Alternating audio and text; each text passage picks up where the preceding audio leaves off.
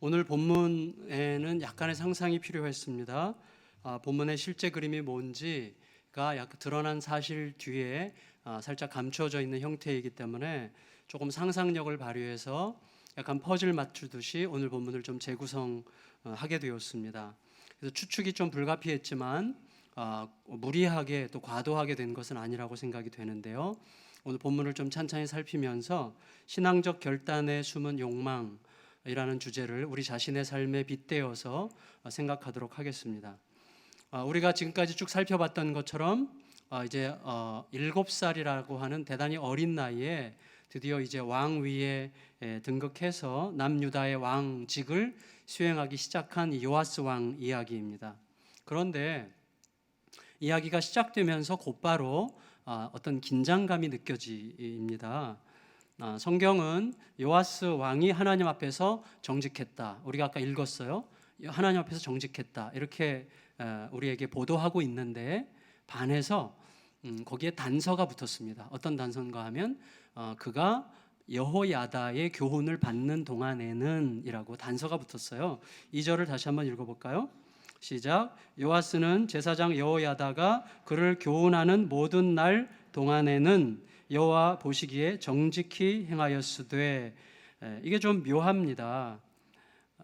이런 느낌을 줘요. 만일에 제사장 여호야다가 죽었다거나 아니면 요아스가 제사장 여호야다의 지도를 거절하는 일이 생겼더라면 언제라도 정직할 수 없었을 가능성이 있었다는 느낌을 이 본문이 우리에게 좀 은근히 드러내는 것 같아요.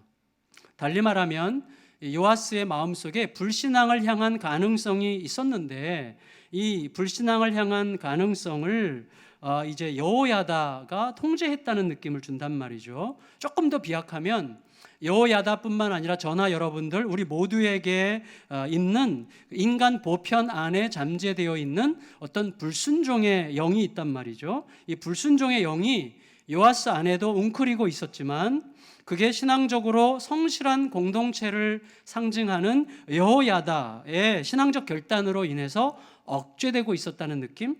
이런 느낌을 줍니다. 그런데 그걸 역으로 풀면 이런 거죠.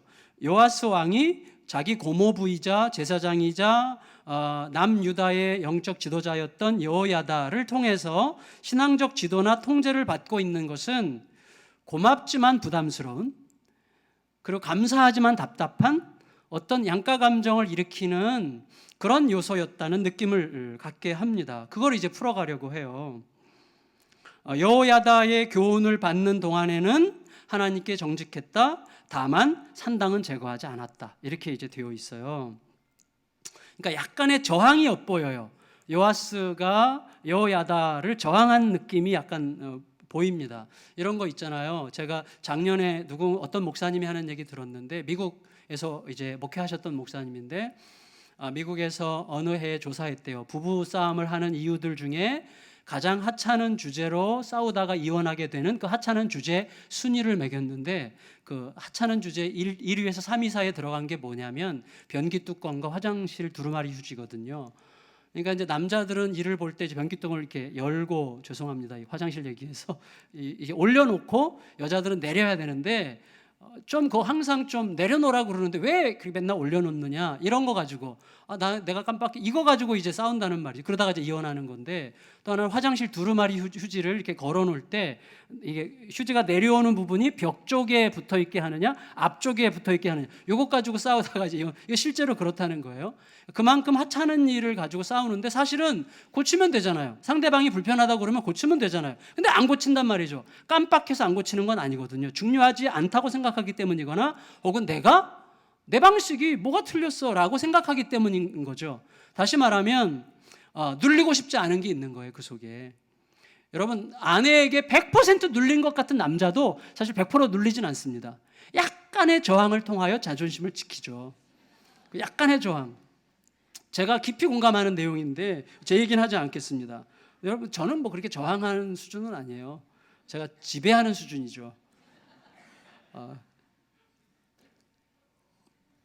제가 아내가 억울할까 봐 이렇게 사족을 붙였습니다. 근데 여러분, 제사장 여호야다는 틀림없이 산당을 없애고자 했어요. 그런데 본문의 흐름이 보면 요아스가 여호야다의 교훈을 받는 동안에는 하나님 앞에 정직했으나 다만 산당은 없애지 않았다는 말을 통해서 뭔가 우리에게 어두운 그늘을 보여주고 있어요. 산당이라는 게 한마디로 뭡니까? 백성들이 예루살렘까지 가기가 너무 멀기 때문에 자기 집 가까운 곳 어딘가에다가 예배의 단을 쌓아놓고 거기서 이제 하나님께 제사를 드리는 것이 산당이란 말이죠. 솔로몬도 기브온 산당에서 제사를 드렸죠. 근데 산당이라는 것이 성경에서는 그렇게 긍정적인 의미로, 그렇게 허용적인 의미로, 하나님께서 지지하시는 의미로 사용된 적이 없어요. 하나님께서 허락하신 적도 없어요. 백성들의 편의주의가 반영된 예배 처소, 종교적 어떤 시설이죠. 이 백성들의 편의주의가 반영된 거죠. 그래서 여러분, 오늘날로 치면 그 신뢰도가 확인되지 않는 사설 기도원 같은 그런 이제 곳이란 말이죠. 그러니까 예루살렘까지 가지 않고도 자신들이 언제든지 자기들의 방식으로 제사를 드릴 수 있도록 하기 위해서 백성들은 산당을 선호했어요.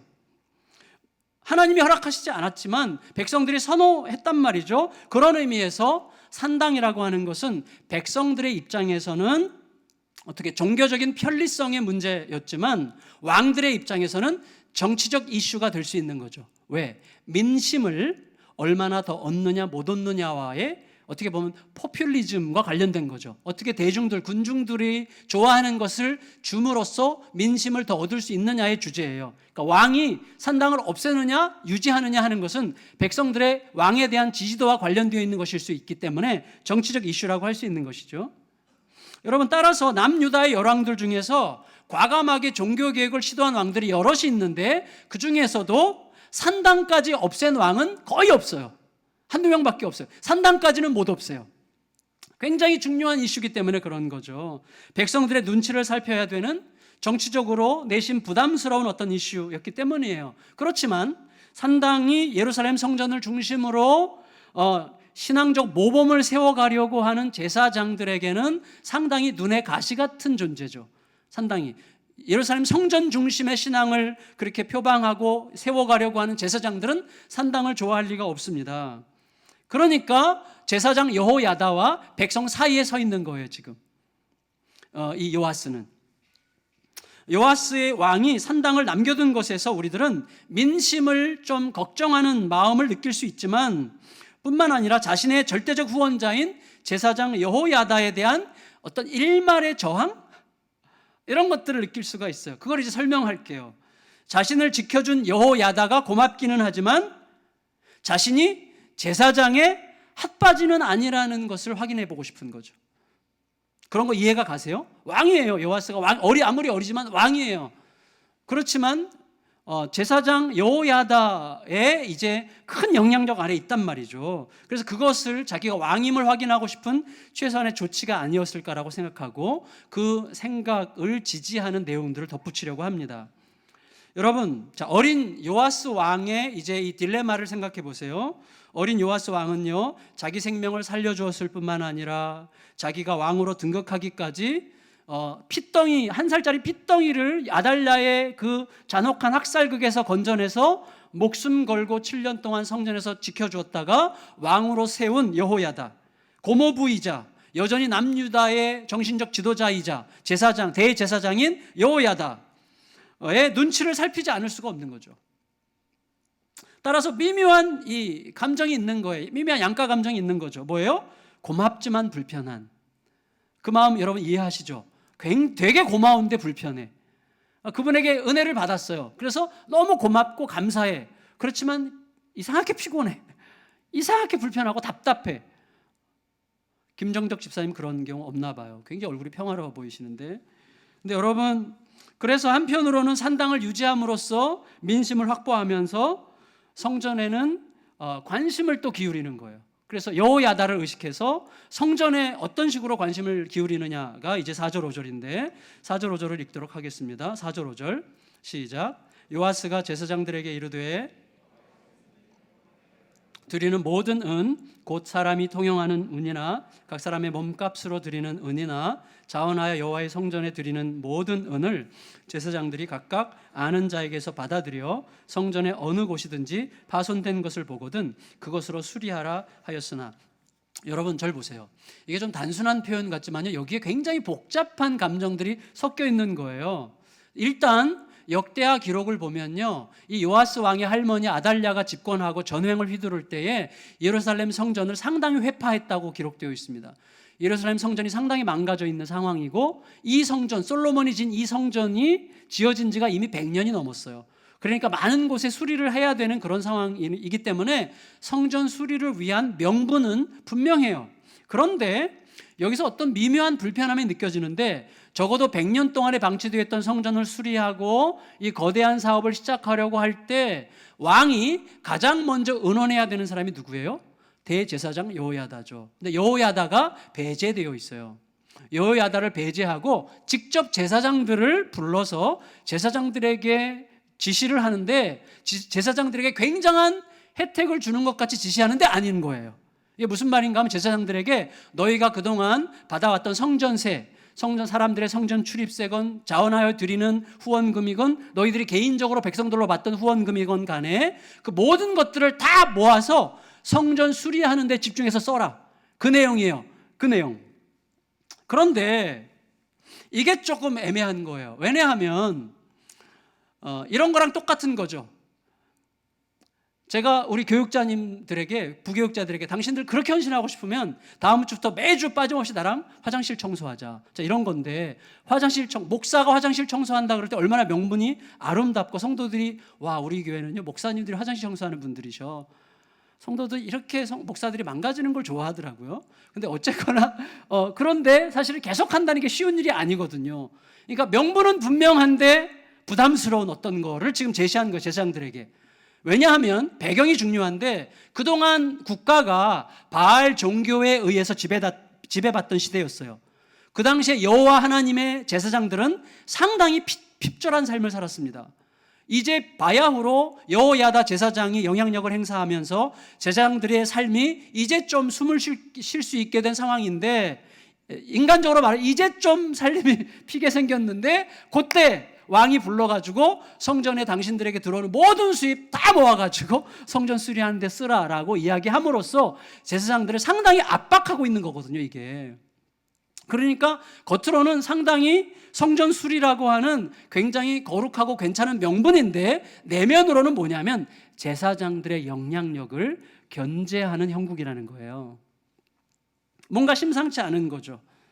그래서 제사장들한테 너희가 그렇게 영향력을 계속 쥐고자 한다면 어디 한번 이 정도까지 헌신함으로 너희들의 열심을 증거해봐라 하는 식으로 거부하기 어려운 매우 합당한 명분, 그러나 현실적으로는 대단히 부담스러운 명분으로 제사장들을 압박하고 있는 거죠.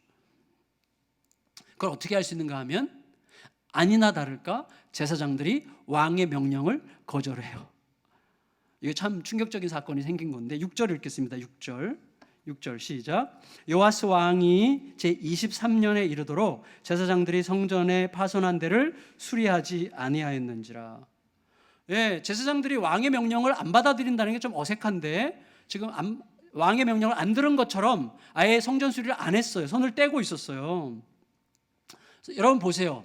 제사장들이 왕이 명령한 것을 수행하지 않을 수 있으려면 몇 가지가 있어야 되는데, 첫째, 왕의 명령을 수용하여 순종하지 않아도 될 만큼 어떤 더 큰 힘이 뒷받침하고 있거나, 혹은 그것에 순종하지 않을 만한 굉장히 중요한 명분이 있거나, 둘 중 하나여야만 왕의 명령을 순종하지 않을 수가 있는 거예요. 단지 게으름으로 안 했다, 이건 말이 안 되는 거죠. 근데 명분은 너무나 뚜렷하지 않습니까? 제사장들이 섬기는 성전을 수리하라고 그러는데, 거기다 돈을 쏟아부으라고 재정 지원을 한다는데 이걸 왜 안 합니까? 명분은 분명한데 안 한 이유는 뭐예요? 그들의 스승인, 그들의 지도자인 대제사장 여호야다가 미온적이기 때문이었겠죠. 그것 외에는 답이 없어요. 여호야다는 왜 미온적이었을까요? 아마도 요시야 왕 속에 있는 어떤 다른 생각들을 읽어냈기 때문이 아닐까라고 우리가 예측할 수 있을 것 같아요. 그래서 여러분, 여호야다랑 이 요아스 왕은요, 나이가 한 80살 이상 차이 나거든요. 그러니까 그 큰 어른이 한 살 때 80살이 넘었어요, 여호야다는. 그러면 그 큰 어른이 1살짜리 핏덩이를 데려다가 7년을 키우면서 말씀을 양육하면서 왕까지 삼았는데 아무리 왕이어도 여호야다는 얼마나 큰 사람입니까? 이 왕에게 굉장히 부담스러운 분이에요. 근데 여호야다가 볼 때 슬슬 이렇게 벗어나려고 하는 게 보이는 거예요. 슬슬 이렇게 벗어나려고 하는 거죠. 따라서 여러분, 제사장 여호야다의 말을 요아스가 듣지 않는다는 게 굉장히 쉽지 않은 일인데 이제 요아스가 벌써 30살이 됐어요. 그래서 요아스가 좀 컸어요. 커가지고 지금 이 상황에 대해서 가만히 있지 않는 거예요. 그래서 어떻게 하느냐 하면 대제사장 자기 고모부 백성들의 영적 지도자 여호야다와 그의 영향권에 함께 있는 제사장들을 불러서 책망을 합니다. 그게 이제 7절이죠. 7절 읽겠습니다. 시작. 요아스 왕이 대제사장 여호야다와 제사장들을 불러 이르되 너희가 어찌하여 성전에 파손한 데를 수리하지 아니하였느냐? 이제부터는 너희가 아는 사람에게서 은을 받지 말고 그들이 성전에 파손한 데를 위하여 드리게 하라. 여러분, 왕이 지금 여호야다랑 제사장들에게 하는 말을 요약하면 이거예요. 왜 돈만 받고 수리는 안 했어요?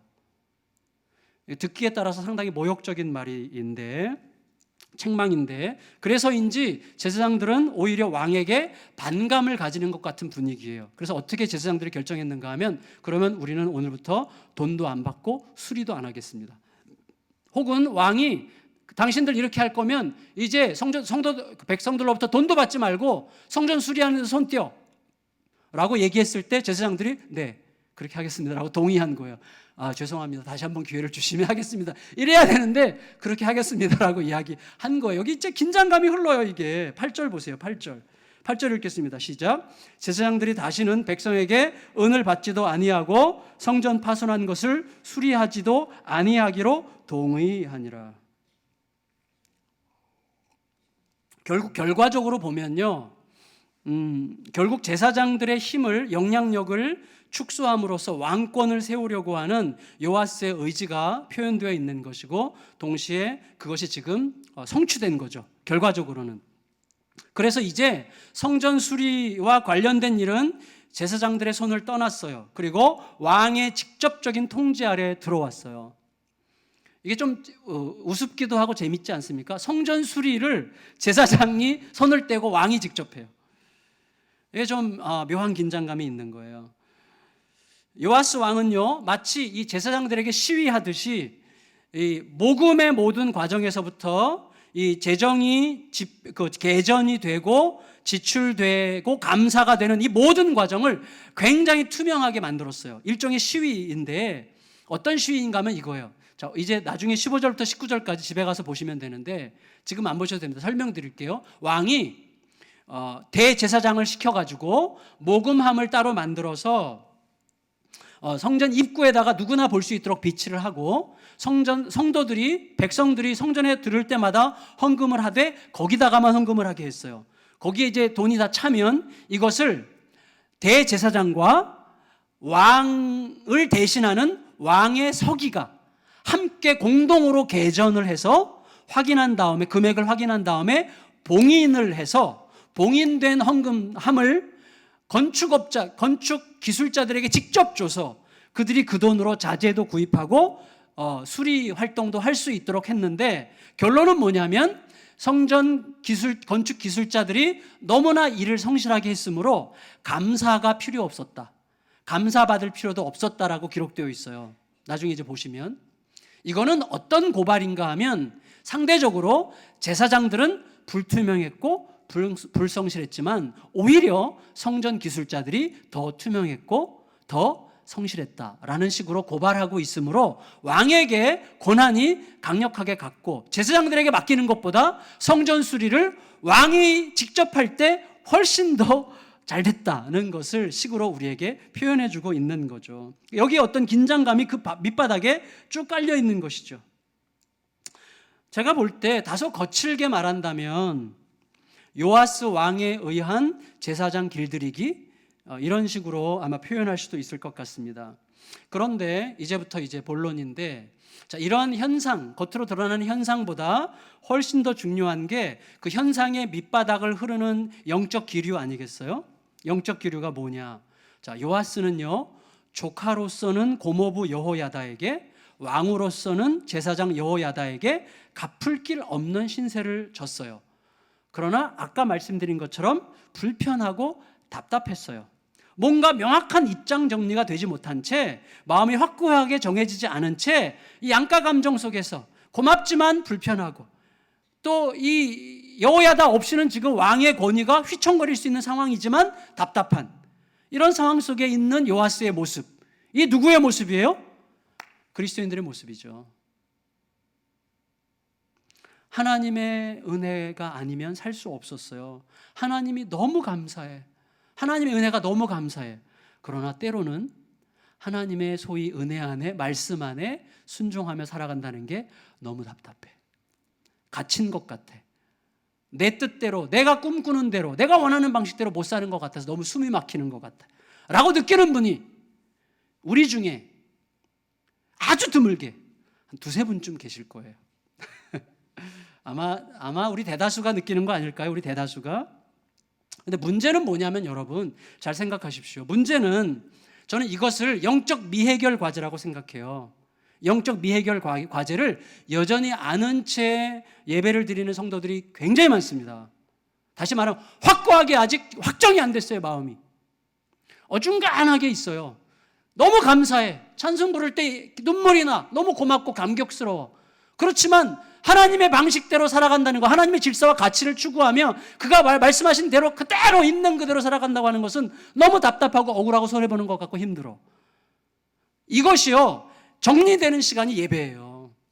예배 시간에 이게 딱 정리될 때 힘이 나는 거예요. 이게 딱 정리될 때 다시금 일어날 수 있는 용기가 생기는 거예요. 믿음의 담대함이 그때 일어나는 거거든요. 그게 정리가 돼야 돼요, 여러분. 그게 예배 시간에도 그게 정리가 안 돼서 예배 드리고 나가면서도 이렇게 이건가 저건가 이렇게 하면요, 예배 안 드린 건 아니지만 뭔가 이렇게 손해를 너무 많이 보는 거거든요.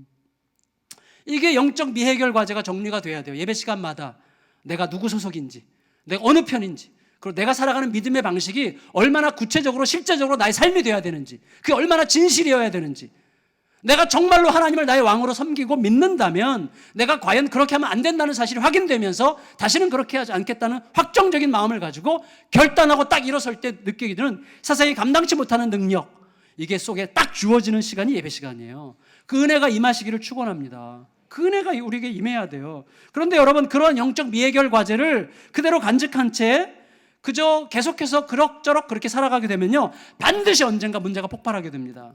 여러분, 역대하 기록을 보면요, 오늘 본문과 똑같은 상황을 다루는 역대하 기록을 보면요, 제사장 여호야다가 드디어 세상을 떠나거든요. 130세에 세상을 떠나요. 그러니까 어떻게 되는 줄 아세요? 요아스가 즉시 배를 갈아타요. 딴 배를 탑니다. 여호야다가 죽자마자 곧바로 제사장 세력을 견제하는 정치꾼들과 딱 손을 잡고 예루살렘 성전을 버려요. 자기가 수리했던 예루살렘 성전을 버리고 아세라 목상과 우상들을 섬기기 시작해요. 요아스 왕이. 다시 말하면 여호야다의 영향력으로부터 완전한 독립선언을 하는 거예요. 그래서 그 상황에 대해서 너무나 답답해하는 죽은 여호야다의 아들이 선지자인데, 스가랴 선지자였는데, 스가랴 선지자가 왕이시여 그렇게 하시면 안 됩니다 라고 간곡하게 말하자 스가랴를 성전 뜰 앞에서 돌로 쳐서 죽입니다. 공개 처형을 해버려요. 이게 여호야다의 정리되지 않은 마음이 낳는 비극적인 극단적 결과죠. 그래서 저는요, 이 요아스가 여호야다의 아들을 죽이면서 속에서부터 막 분노 어린 목소리를 외쳤다는 느낌이 들어요. 어떤 소리겠어요? 이놈아! 막 스가랴 죽이면서, 이놈아! 내가 이 나라 왕이다. 내가 평생 니네 아버지 여호야다 기세에 눌려가지고 쪽도 못 쓰고 긴 세월을 그렇게 참고 눌려서 살아왔는데 이제 너마저 니네 아버지를 대신해서 대를 이어서 나를 지금 통제하려고 들어? 내가 왕이야, 내가. 이런 식의 목소리가 들리는 것 같아요. 잘 들어보세요. 들리죠? 들립니다. 여러분, 그런데 생전에 여호야다가 요아스 왕에게 평생 강조하고 또 강조했던 게 뭐예요? 하나님의 말씀을 따르라는 거죠. 말씀. 그거 무슨 뜻이에요? 그래서 요아스 왕이 7살 때 왕위에 오를 때 왕 등극식에 제일 먼저 준 게 율법책이었잖아요. 여호와의 말씀인데, 여호와의 말씀을 준 이유가 뭐예요? 당신은 왕이신 하나님을 당신의 왕으로 삼을 때만 남유다의 진짜 왕이 될 수 있습니다. 그 말이죠. 다시 말해 이거예요. 자, 이거를 놓친 거예요. 나의 여호야다가 내 하나님이 아니라 그 하나님이 당신의 하나님이어야 됩니다. 당신이 그 하나님을 왕으로 모실 때 진짜 당신이 진짜 유다의 왕이 될 수 있습니다. 그 말이죠. 여러분, 이것은요, 유다라는 한 왕국의 이야기뿐만 아니라 한 가정과 한 교회와 한 국가의 문제예요. 여러분, 한 가정의 가장이, 이 가정의 진짜 가장이 하나님이시라는 사실을 진실로 인정할 때 비로소 그는 참 가장이 되는 거예요. 우리 가정의 진짜 가장이 하나님이시라는 사실을 깊이 헤아려 인정할 때만 참 가장이 될 수 있는 거예요. 교회도 마찬가지 아닙니까? 하나님께서, 예수님께서 이 교회의 진짜 담임 목사님인 것을 인정하는 목사일 때 진짜 담임 목사가 되는 거예요. 국가도 똑같은 거예요. 그걸 주셨어요, 우리에게. 그런데 요아스에게 거기까지 가지 못한 미해결 영적 과제가 있었던 것이죠.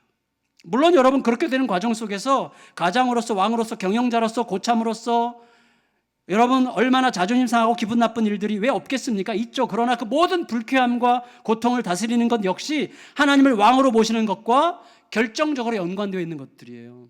네. 저는 우리 인생의 모든 문제가 바로 여기에 걸려 있다는 확신을 자꾸 더 갖게 됩니다. 소위 우리가 흔히 말하는 헤게모니, 개인적으로 말하면 어떤 주도권, 국가적으로 말하면 패권이죠. 이것과 관련된 것, 남자들은 특히 이런 부분이 강하죠. 우리가 가끔씩 이렇게 말하고 싶을 때가 있고 이렇게 말하는 분들을 보게 될 때가 있습니다. 어떤 말인가 하면, 나 아무것도 없이 완전히 빈손으로 시작해가지고 여기까지 이렇게 피눈물 흘리면서 이 길 걸어온 거야. 이거 전부 다 남 잠잘 때 안 자고 남 쉴 때 안 쉬고 내가 죽을 똥 살 똥 피똥 싸면서 이룬 것들이야. 누가 뭐래도 이거 다 내 피땀의 열매들이야. 이것들 전부 다 내가 안 지키면 누가 지켜? 어느 누구도 나한테 뭐라고 하면 안 돼. 이런 자세. 여러분, 저는요, 진실로 그렇게 말할 수 있는 사람이 있다면 진심으로 존경합니다. 여러분, 그런 말을 할 수 있기까지 얼마나 많은 힘겨운 시간을 넘고 또 넘었겠어요? 그 땀과 노력과 수고와 헌신을 진심으로 존경하고 경탄합니다. 그러나 동시에 생각해 봐야 돼요. 뭘? 자, 그런 생각을 거듭하면 할수록 그런 생각이 할 수 있는 게 뭔지, 그런 생각을 지속함으로써 얻게 되는 게 뭔지, 그거 생각해 봐야 됩니다. 여러분, 그런 생각을 계속하는 사람들이 어떤 특징이 있어요? 가족들에게는 계속해서 멀고 먼 거리감과 두려움을 줍니다. 이웃들에게는 어떤 생각을 줘요? 그래, 네 팔뚝 굵다, 이런 비웃음을 주는 거죠. 여러분, 사람들이요, 이러는 것 같지만 속으로 다 비웃습니다.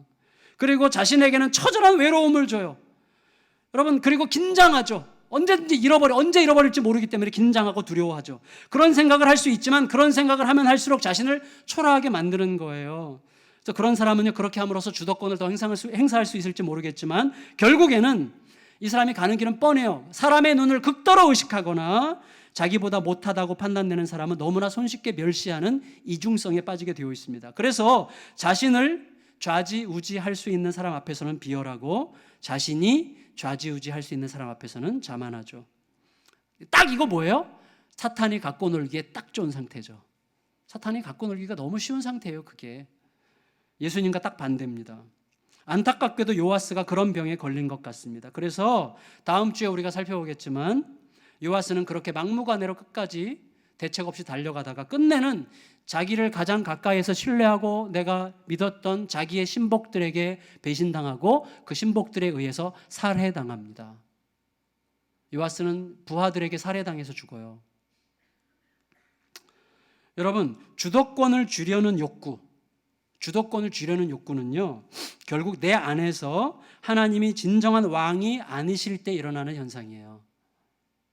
하나님이 왕이 아니실 때 일어나요. 하나님이 왕이시면 그렇게 욕망하지 않아도 돼요. 그렇게 욕구하지 않아도 돼요. 하나님을 왕으로 모시지 않을 때 우리들은요, 나도 모르게 저절로 문제 해결자 의식에 빠집니다. 문제 해결자 의식 뭐냐면, 내가 저 밑바닥에 뭐가 있는가 하면 내가 이 말하면 안 될 것 같아요. 이 말을 해버려. 내가 이렇게 안 하면 안 될 것 같아요. 내가 이렇게 조치하지 않으면 안 될 것 같아요. 여러분, 풍랑을 만났어요. 제자들과 예수님. 문제 해결자가 누구예요? 예수님이죠. 제자들이 문제 해결하려고 덤벼들어요. 어떻게 해요? 화를 내고 예수님을 꾸짖잖아요. 문제 해결자가 아니라면 어떻게 말하면 됩니까? 예수님, 이 위기 속에 우리가 어떻게 하기를 바라십니까? 라고 물으면 되죠. 왜 예수님을 꾸짖어요? 내가 문제 해결자가 되려고 하기 때문이죠. 많은 경우에 우리의 분노, 원망, 두려움, 불안, 이 모든 것들의 근본에는 뭐가 있어요? 내가 문제 해결자가 되어야 한다고 하는 전제가 쫙 깔려 있는 것입니다. 제가 너무너무 자주 발견해요. 제 안에서. 여러분, 최근에 본문 회당장 야이로 본문이 있었죠. 최근 큐티에. 그 부분을 생각해 보세요. 자, 야이로가 자기 딸이 죽어가고 있어요. 너무나 안타까워요. 온갖 방법들을 쓰지 않은 게 없겠죠. 예수님을 찾아가서 도와달라고 그랬어요. 예수님께서 가시는 중에 혈루병 걸린 여인 만났죠. 얼마나 초조해요. 예수님은 그런데 한가하게 여인과 계속 얘기를 나누고 계세요. 너무나 심지가 타요. 그런데 그 와중에 집에서 사람들이 와서 죽었습니다. 얘기해. 당신 딸 방금 죽었으니까 이제 포기하십시오라고 얘기하지 않았어요? 그때 예수님께서 야이로에게 하신 말씀이 뭐예요? 두려워하지 말고 믿기만 하라, 이거였어요. 이게 무슨 의미예요? 아니, 딸이 죽었는데 두려워하지 말고 믿기만 하라, 이 말이 됩니까? 말이 안 되는 거죠. 그러니까 예수님께서 야이로에게 하신 믿기만 하라라고 말씀하실 때 예수님께서 야이로에게 요청하신 믿음이라는 게 뭘까요? 예수님은 야이로에게 어떤 믿음을 요청하신 것입니까? 생각해 보라는 거예요. 생각해 봐라. 뭐를? 여러분 보세요. 야이로야, 너 처음 나에게 너의 딸에 대해서 부탁하러 왔을 때 나를 믿었지. 내가 너의 딸을 살려줄 것을 믿었지. 자, 그 말이에요. 그거 생각하라는 거예요. 야이로야, 너가 처음 절박한 마음으로 나를 찾았을 때 너가 어떤 믿음으로 왔는가를 생각해봐라. 너는 이 세상 사람들이나 세상의 의사들이 할 수 없는 것을 내가 할 수 있을 거라고 믿었기 때문에 나에게 온 게 아니냐? 그 믿음. 자, 그 믿음이 어떤 믿음이냐? 너는 지금 너의 딸이 죽었다는 소식을 듣고 좌절하고 있구나. 그렇다면 너는 내가 아직 너의 딸이 살아있을 때는 살릴 수 있는 것을 믿었지만 죽은 다음에는 불가능하다고 생각했던 것이로구나, 이 말이죠. 그렇다면 결국 너는 하나님의 아들 예수를 믿은 게 아니라 너가 기대하고 소망하는 범위 안에 있는 예수를 믿은 거지. 예수는 너의 전제에 의해서 제한받고 있구나. 자, 결국 그러면 너는 나를 믿었다기보다는 너의 생각과 기준을 믿고 있었던 게 아니냐. 따라서 내가 지금 너에게 요청하는 믿음은 너의 기대, 너의 판단을 믿는 믿음이 아니라 내가 하나님으로부터 온 하나님의 아들, 곧 너의 생각과 판단에 가두어지지 않는 전능자임을 믿는 그 믿음을 내가 너에게 지금 청구하노라. 두려워하지 말고 그거 믿어. 이거 지금 요청하시는 거예요. 자, 문제 해결자가 되려고 할 때 좌절하는 것입니다. 왜? 내 생각과 우리에게 마지노선이 있어요. 저 정도까지는 견딜 수 있고 저 정도까지는 인내할 수 있어요. 그 이상은 내가 못 견뎌요. 그러니까 그 믿음은 어떤 믿음이에요? 내가 생각하는 최대한의 마지노선 안에서의 믿음일 뿐이라는 것이죠. 근데 죽음은 그것을 뛰어넘는 거죠.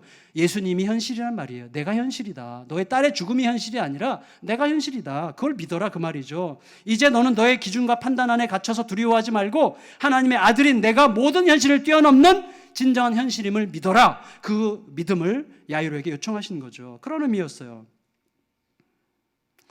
여러분, 저는 이제 결론을 내리려고 하는데 되게 중요한 부분이라고 생각이 됩니다. 뭐냐면 지난 주간에인가요? 지지난 주간에 신문에서 어떤 탁구 선수 이야기를 읽고 제가 많은 생각을 하게 됐어요. 탁구로 세계를 제패한 중국조차도 이 탁구 선수를 자기 나라 사람이 아닌데도 굉장히 존경하죠. 중국 사람들이 존경하는 탁구 선수인데 외국인이야.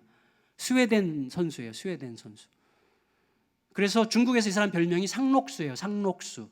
변함없는 실력자라는 의미고요. 중국의 우정국에서 우표를 발행하는데 이 선수의 얼굴을 넣어서 우표를 발행했는데 2천만 개가 팔렸어요. 엄청나게 인기 있는 탁구 선수죠. 탁구계에 살아있는 전설, 탁구계의 모차르트라는 별명이 붙어있는 이 선수는 제 또래는 알 거예요. 발트너라고. 발트너 아신 분들 가만히 계셔보세요. 다 아시네. 자, 얀 오베 발트너, 이 스웨덴 탁구 선수인데요. 이 사람에게 놀라운 게 뭔지 아세요? 놀라운 게 지난 2월 12일 날 은퇴했어요. 은퇴. 그때 52살이에요. 한국 나이로. 그러니까 현역에서만 세계 정상급 선수로 38년을 뛰었어요. 제가 이 38년이라는 숫자를 생각하면서 이런 생각을 했어요.